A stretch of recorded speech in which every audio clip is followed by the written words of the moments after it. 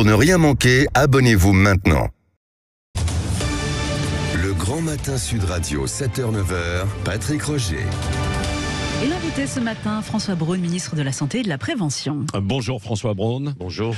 Plusieurs questions, la une ce matin. La pénurie de médicaments. Où en est-on de la relocalisation d'ailleurs de la production? Qu'est-ce que veut dire aussi l'accès direct des médicaments innovants? C'est ce qu'on va voir. Nous reviendrons aussi sur la réintégration des soignants non vaccinés, sur les réponses au manque de médecins ou de personnel. Commençons donc, si vous le voulez bien, par les annonces autour de la réindustrialisation, là, d'une façon générale par Emmanuel Macron, dans le secteur de la santé, où les pénuries sont apparues au grand jour ces derniers temps. On pense au Doliprane. Hier, et même ces derniers jours, une commission sénatoriale pointe une pénurie sur 3000 médicaments. Est-ce exact? Alors, il faut faire... bien préciser de quoi l'on parle. Ouais. Il y a quand on parle de pénurie, on a l'impression qu'on n'a plus du tout de ce médicament. C'est pas le cas. Je préfère parler de tension dans les stocks. En fait, nous avons des stocks de médicaments. En fonction des médicaments, ce sont des stocks que nous demandons déjà aux industriels depuis 2019, de 1 mois à 3 mois. Et nous avons une agence, l'agence de sécurité du médicament, qui surveille cela de très très près. Et dès qu'il y a un risque de diminution de ces stocks, les entreprises nous informent, l'agence de sécurité du médicament fait son travail. Donc, nous avons multiplié de façon très importante les alertes. Pour autant, ça ne veut pas dire que nous manquons de tous ces médicaments. Mais il y a quand même une tension sur 3000 médicaments, alors comme c'est dit par la commission sénatoriale. Il y a une tension sur effectivement beaucoup de médicaments. Alors, oui. C'est une tension qui n'est pas que française, malheureusement, parce qu'on pourrait dire on va trouver ailleurs. J'étais il y a 10 jours avec mes collègues européens, justement sur ce sujet de pénurie de médicaments, parce que s'il y a des solutions en France, et nous en avons mis en œuvre, il y a aussi des solutions qui doivent passer par l'Europe, bien sûr. Et alors, sur les projets de relocalisation de fabrication de médicaments, où en est-on? Est-ce qu'il y a des projets concrets qui avancent? Il y a des projets concrets. Un projet qui est maintenant bien identifié, qui est le projet de séquence, qui est de remettre de la production de paracétamol en France. Ouais. Donc ça, c'est déjà en route. Maintenant, il faut voir dans quel contexte on se positionne pour ces relocalisations. Déjà, s'assurer quels sont les médicaments essentiels. Ça a été mon premier travail. Là, j'ai une première liste qui m'a été fournie par les différents scientifiques de 280 médicaments essentiels. Elle va être probablement un petit peu ajustée encore, un petit peu diminuée. Sur l'ensemble de ces médicaments, nous identifions tous les points de production, depuis la fabrication de la molécule jusqu'à la distribution dans la pharmacie. Et puis, les endroits où il y a des risques, des dangers, ce sont des molécules essentielles. Eh bien, il y a une interrogation sur la relocalisation en France et en Europe de ces molécules. Ouais. C'est le travail que nous menons actuellement avec le ministre de l'Industrie, Roland Lescure. C'est le travail que nous menons au niveau européen. Ça pourrait concerner plusieurs usines et combien d'emplois? Vous avez déjà un chiffre? Non, c'est trop tôt pour parler de cela, mais si je fais référence à Choose France, qui était la réunion hier avec l'ensemble des entrepreneurs, eh bien, le domaine de la santé, c'est à peu près 1 milliard déjà d'investissements supplémentaires en France. Pfizer essentiellement, on en a parlé, mais aussi des laboratoires comme GSK ou Chiesi, que j'ai pu rencontrer hier, qui vont réinvestir en France pour de la recherche, donc avec des emplois, demain pour de la production. Vous annoncez aussi aux investisseurs étrangers l'expérimentation accès direct pour les médicaments innovants. Qu'est-ce que ça signifie concrètement? Parce que il y a un problème parfois de confiance, quoi, bien sûr, avec tout ce qui est innovation, quoi. Ça fait avancer et en même temps ça pose un certain nombre de questions. Voilà, c'est pour ça que je mets en place un certain nombre de mesures qui vont faciliter l'accès aux médicaments très innovants. Je crois que c'est ça qui est important. Les Français doivent pouvoir bénéficier de ces innovations comme nos voisins allemands ou comme d'autres pays. Cet accès direct permet à un industriel que son médicament soit distribué avant même ce que l'on appelle l'autorisation de mise sur le marché. Mais dès lors que les scientifiques ont jugé que le médicament avait un bénéfice important pour les patients, nous avons maintenant une procédure qui permet de le mettre très vite sur le marché et à disposition des Français. Sans aucun risque non, dans sans ces aucun conditions. risque. C'est sous l'avis, bien sûr, des autorités scientifiques qui nous confirment que ce médicament est efficace, n'a pas de danger et apporte surtout quelque chose de plus par rapport aux médicaments qui existent. Oui, c'est ça, parce que vous savez, à travers la crise du Covid, il y a eu un certain nombre de questionnements. D'ailleurs, est-ce qu'il faudrait une commission d'enquête? Nicolas Dupont-Aignan disait une commission d'enquête parlementaire ou pas, mais sur les effets secondaires de la vaccination. vaccinations liées au Covid. Est-ce que vous y êtes favorable ou pas, non, pour des questions de transparence? Non, il faut être transparent. Je pense que le milieu scientifique l'est totalement. Les patients qui ont été vaccinés sont suivis. Pour l'instant, il n'y a pas d'alerte. Il n'y a aucune alerte par rapport aux dizaines de millions de personnes qui ont été vaccinées. Sur des femmes, par exemple, des troubles menstruels et autres, quoi. Oui, ça a été signalé, ça. Oui, mais qui ne sont pas significatifs par rapport à l'ensemble des personnes qui ont été vaccinées. Vous savez, on parle beaucoup de cette vaccination Covid. C'est une des vaccinations qui a été le plus utilisée dans le monde et pour laquelle on a le plus d'expérience. Oui. Depuis hier, justement, à propos du Covid, les soignants personnels non vaccinés peuvent réintégrer leur poste. Est-ce que vous avez eu des chiffres précis, d'ailleurs, à l'issue de cette première journée? Non, pas encore, très clairement. Déjà, il était très difficile d'avoir des chiffres sur les personnes concernées. Vous savez, on dit soignants, en fait, ce sont les personnes du service public hospitalier. Dedans, il y a des soignants, il y a des non-soignants, il y a tout ce qu'on appelle les personnels techniques qui sont indispensables au fonctionnement de l'hôpital. Globalement, c'était déjà assez peu. Les premiers chiffres que l'on avait il y a quelques mois, c'était de l'ordre de 0,3% de l'ensemble des effectifs. Quelques milliers, dont probablement à peu près la moitié seulement de soignants. Je crois qu'il faut tourner la page de cette période Covid. La Haute Autorité de Santé a indiqué que la vaccination n'est plus obligatoire pour les soignants. Je l'avais interrogé d'ailleurs en juillet dernier à ce sujet. La loi de 2021 dit que dès lors que la Haute Autorité de Santé a émis cet avis, eh bien, il n'y a plus aucune raison de ne pas les réintégrer. J'ai donc fait appliquer la loi, ce qui est tout à fait normal. J'ai envie de dire, passons à autre chose. Comme l'a dit l'OMS, ce n'est plus une urgence de santé publique internationale. D'ailleurs, le Covid n'est plus une urgence, en fait, aujourd'hui. Voilà, parce qu'il y a des soignants vaccinés positifs qui peuvent travailler, quoi.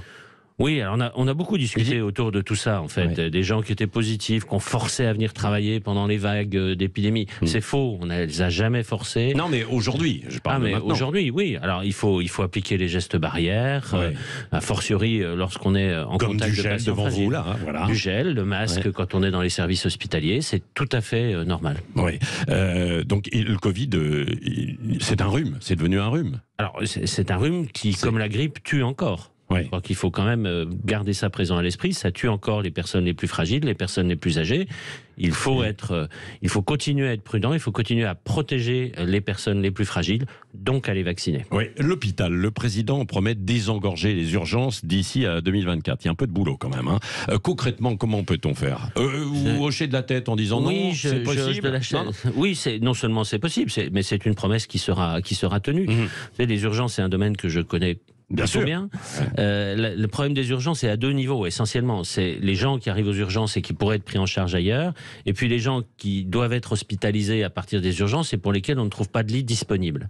Alors il y a deux solutions, si je veux schématiser. La première, c'est la mise en place des services d'accès aux soins, donc l'évolution du SAMU un petit peu, qui se complète avec la médecine générale. Donc le 15, vous avez un problème de santé aiguë, votre médecin traitant n'est pas disponible, vous faites le 15. Faites le 15, on va vous trouver la solution la plus adaptée à votre cas, qui la plupart du temps ne sera pas d'aller aux urgences. Et d'ailleurs, les mesures que j'avais prises cet été en ce sens, pour la première fois l'été dernier, donc, il y a eu une diminution du nombre de passages aux urgences. Donc on voit bien que cela est possible.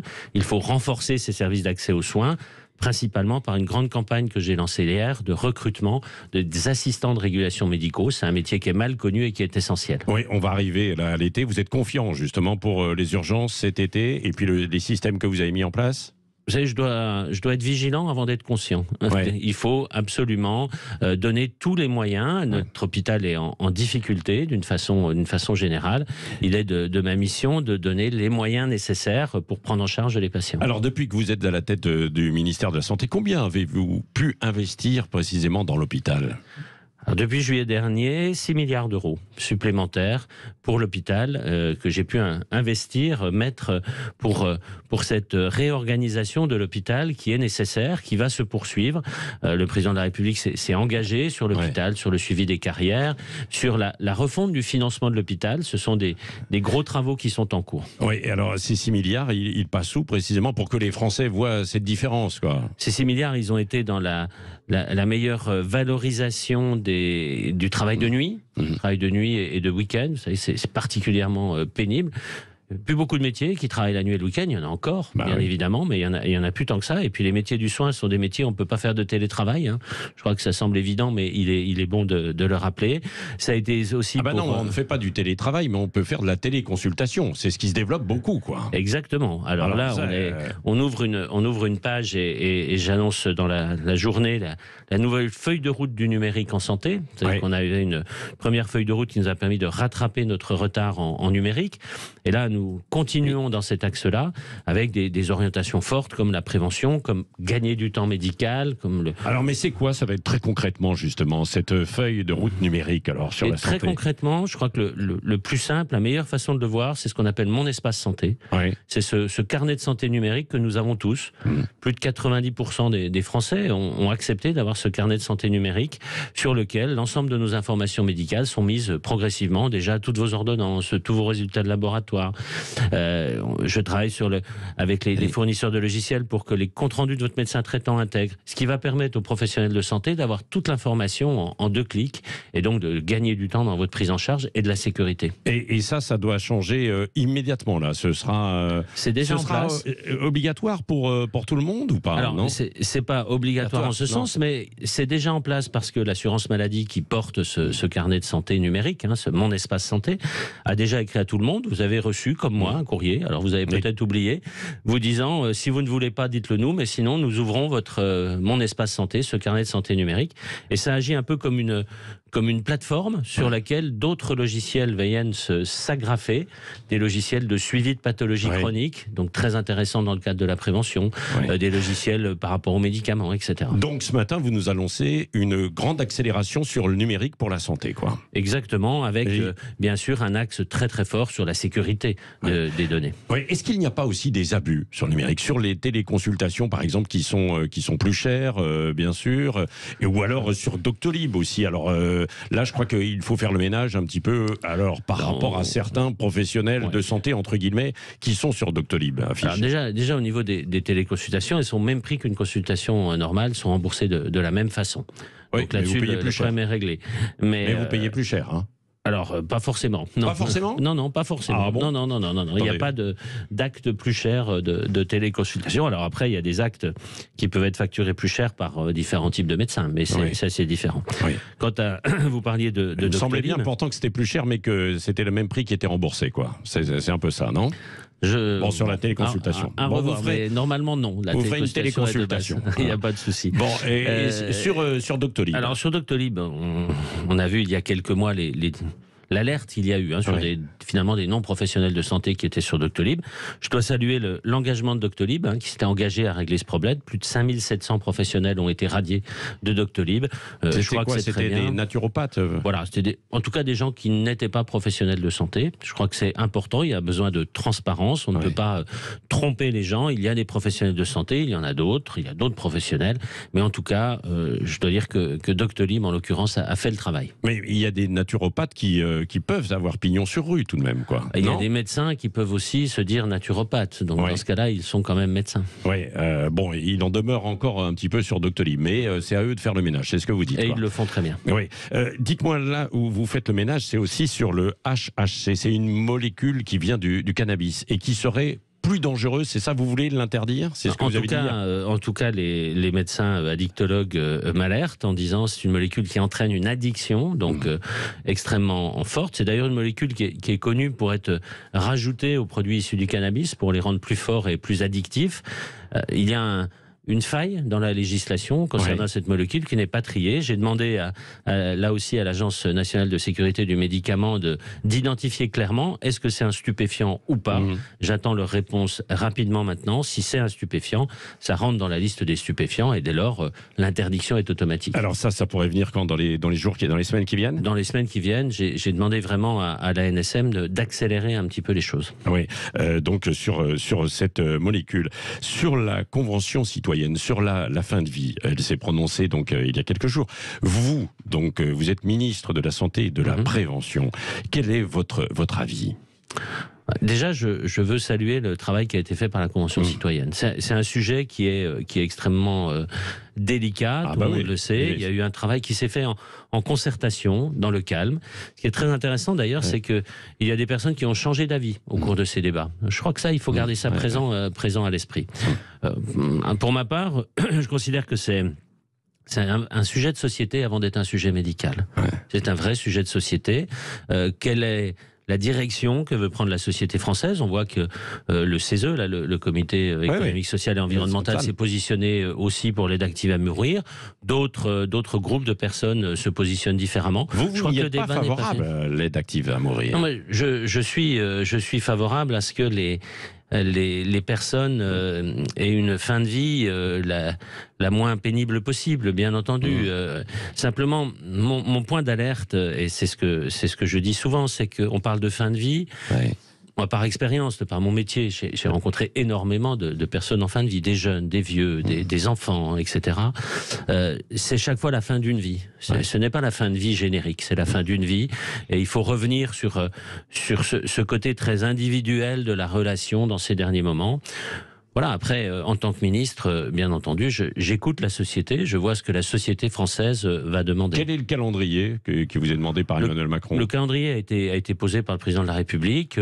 Il veut un projet de loi qui soit travaillé avec les parlementaires à la fin de l'année, avec en particulier quelque chose sur lequel tout le monde est d'accord, qui est l'augmentation des moyens pour ce qu'on appelle les soins palliatifs. Oui, une dernière question, François Braun, puisque vous êtes ministre de la Santé et de la Prévention. Il y a aussi la santé mentale. Sud Radio, avec d'autres partenaires du Psychodon, qui agit pour la santé mentale, qui aura lieu dans quelques jours. C'est l'une des préoccupations majeures, parce que quand je vois les chiffres, c'est l'un des premiers coups pour l'assurance maladie, 3 milliards. Que fait-on pour la santé mentale, en fait, aujourd'hui en France? Je pense que c'est effectivement un enjeu qui est essentiel. Nous avions, il y a un peu plus d'un an, les assises de la santé mentale, auxquelles le président de la République a participé d'ailleurs, qui a enrichi un peu notre feuille de route en termes de santé mentale, avec un axe, bien entendu, qui est très très fort vers les plus jeunes et vers les adolescents. Il faut aussi voir ce qui reste à faire, mais voir ce qui a été fait. Par exemple, le déploiement des maisons des adolescents, maintenant dans tous les départements, qui sont tout à fait ouvertes pour que les adolescents puissent venir en charge. Le développement de Mon Parcours Psy. Vous savez, on a dit beaucoup de choses sur Mon Parcours Psy, c'est presque 100 000 personnes qui en ont bénéficié, c'est énorme. Donc des choses sont en place, il faut continuer à les renforcer. Pour ma part, j'ai une volonté de m'attacher, dans le cadre précis de la santé mentale aussi, à toutes les addictions, aux racines des addictions, puisqu'on parle bien sûr du tabac, de l'alcool qui sont les principales addictions. On parlait tout à l'heure du HHC et d'autres drogues. Ce que j'ai vu avec les psychiatres, et je leur ai demandé de travailler là-dessus, c'est la racine même de l'addiction chez les tout jeunes.